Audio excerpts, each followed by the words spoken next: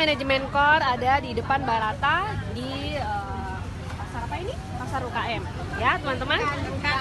Ya, Pekan UKM. Nih ada Mulo Tepe bandengaceh.com loh. Ya, kemarin udah ada di DKP ya, Dinas Kelautan dan Perikanan. Di mana-mana ada dia. Ini kita harus tanya nih kenapa nih? Kenapa rajin kali ikut kayak ini? Iya, di mana-mana rasanya nampak muka Mulo Tepe aja ya.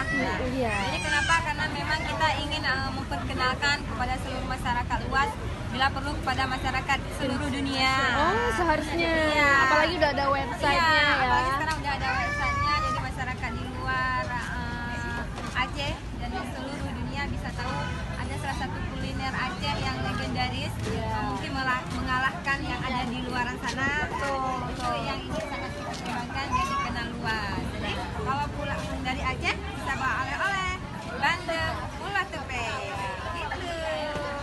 Ini sebenarnya kalau datang ke sini, Pak Lima, Bapak. ya Bapak silakan Pak bisa dirasa. Coba ya, rasa aja Pak dulu. Dibuat di mana? Buat di sini.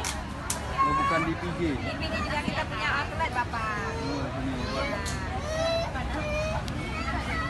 Silakan Pak.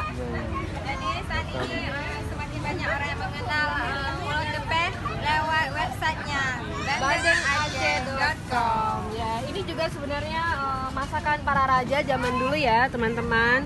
Dan ini sangat legendaris. Seharusnya kita mengenal mulo ikan bandeng itu awalnya ada di Aceh. Oke. Nah, teman-teman kunjungi website kita di bandengaceh.com dan liputan kami di channel YouTube TJUTE Cute. Jangan lupa subscribe. Sampai jumpa.